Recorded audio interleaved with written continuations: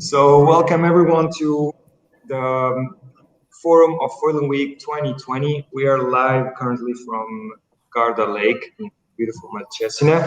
And now on our, I think it's the fifth session we had, we are announcing the award winning of the SuMoth 11th Hour Intermediate Sustainability Evaluation that happened on Thursday. So if you joined in, you know what we're talking about. Otherwise, you can go down in our descriptions and find the links. You will see all the great presentations that were done by SuMoth, who are actually building a sustainability-oriented moth. And without further ado, I will introduce our main host. I'm doing this because I'm the responsible for the SuMoth Challenge, but we have Chris Musler on the other side of the Atlantic. Good morning, Chris. It's 7 for you. Next to me, to my left, I have Luca Rizzotti, founder of Foiling Week. I think most of you might know him. On the top, we have Davide from Polito Sailing Team. Down, we have Alessandro from Milano Sailing Team also. And down, we have Pierre from Rafale ETS from Montreal. So I will give the word to Chris for the further explanation. Awesome. Well, yeah, welcome back again to the GERD Forum, Foiling Week 2020. And I think, you know, what an awesome legacy that Foiling Week has since the very beginning is to, you know, on the whole ideas, the three pillars of Foiling Week, which is accessibility, safety, and sustainability. The role of Foiling Week in a lot of ways is to try to move these ideas forward in the sphere that we have control over. And luckily, the interconnected fields in our world we're reaching out to more and more areas in the world with hydrofoiling because technologically it's a major challenge. So to have a challenge like this, to develop a product and make it sustainable in terms of all the way through, I was talking to Davide in terms of just how they construct the molds, in terms of using CNC machines, and talking to Pierre about the materials that they use.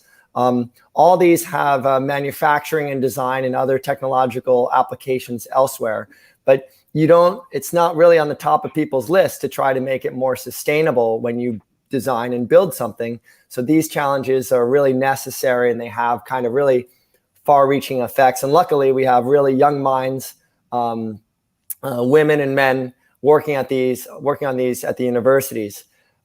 Luca, I just wanted to ask you really quick before we announced the sustainability evaluation of these, because they're going to have longer to go in terms of developing their sustainable moth. You know, are you seeing that for Foiling Week, why is it important to reach out to the young students as opposed to just talk to the people who are in the field already with design and engineering? Well, I think it is not just important, it's paramount. These guys that we see here are the future naval architects and naval engineers that will design the future yachts. So that's why we thought that it was important to involve them in understanding how to mix performance and sustainability. Because my point of view is that it's, let's say, almost easy to implement sustainability in something that doesn't perform in terms of speed or efficiency too much. But try that with the moth, which is what the challenge they have. And then suddenly everything becomes steep. And you have to learn how to do that.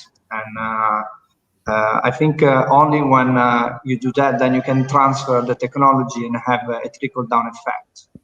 Hopefully, what they learned and what they will learn at the end of the process is something that we will be able perhaps to transfer also to the professional naval architects that are in the field right now, that may see what this guy have done as basically one of the best research in the field that can be done in really implementing sustainable materials into designing high performance.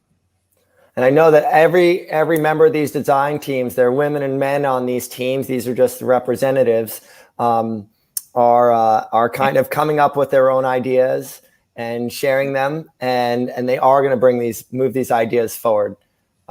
So I just want to clarify again, Bruno, this is just one stage of the contest, correct? Yeah, actually, because of the COVID situation and all schools being locked down, the way we found to bring their work so far for this year was to make an intermediate evaluation of their sustainability approach on their designs without actually giving away all their trade secrets, say, about their designs. So on Thursday, they pretty perfectly presented what they've done. We were really pleased. Jury was really pleased, and after discussing with them, they told us that it was a really close call between the three teams on the results. So this is a part. Next year in 2021, we will see these boats live. We know most of them are halfway or even more halfway done. And I think without we can start announcing third place. What do you think? Awesome. Yeah. So let's go through the list. Obviously, everyone has worked really hard on these projects. They're not completely done. This is the sustainability evaluation segment.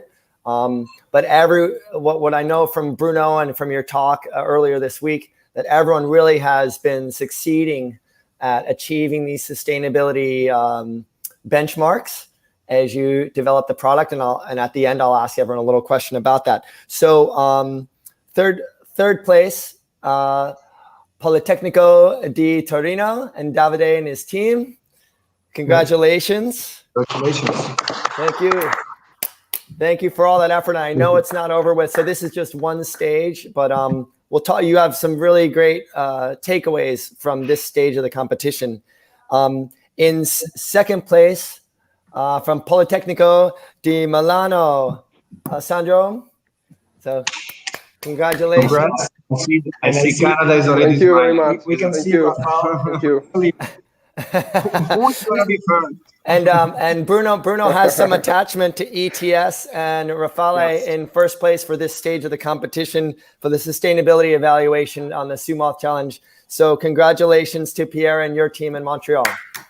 Congratulations. Thank you. Very well done. Thank you. I'm really excited to hear that. It's really, really cool because we are like 20 people and working on this project, and I'm really personally excited because I'm working on this project for more than 1 year, and I will graduate in December, so I will not go to the foiling week in 2021. So that's really cool for me to participate to a competition and to win it. It's really, really cool. Thank you. Thank you to all the team, also all the organization. Thank you. Fantastic. And I do, just to give some context to everyone about this stage of the competition, maybe I'll start with Davide because we talked about this before. Maybe each of you give me one really big takeaway from taking on the sustainability aspect of things where you learned it was a valuable areas to focus on. So Davide. Yes, we learn a lot about the construction processes. We learn how to handmade our molds and to use CNC machining as low as possible. Cool. And you were talking about the strip plank technique too for the molds? Yes, strip planking is a very, very ancient technique to build hulls. We made our hull mold with this technique. Is totally handmade, our hull, and we're really proud of our mold. And the material that you use for that mold is important too, right? Is 100% wood. Cool. Awesome. And how about you, Pierre? A big takeaway. Yeah, as I said, I sustainability. think, we learned more on material because we decided at first to use the Arkema Helium resin, which is a resin that allows us to recycle composites. And with this resin, there is particular properties, and we have to choose material that can be put together. So we learn a lot on material and how to put them together. That's why we choose a PUT core and basalt fiber. And as I said earlier, we also learn a lot on process, because we imagine a new process based on a symmetric mold, and so it was really interesting to imagine and develop it. Cool. And then from Milano. Yeah, the big takeaway I would say that is like to be able to make compromise, because from one perspective we focus on sustainability, yes, but we have to keep some processes, like for example using molds. And using mold, we decide to use, for example, 100% recyclable material. In this way we make it sustainable, something that usually is not.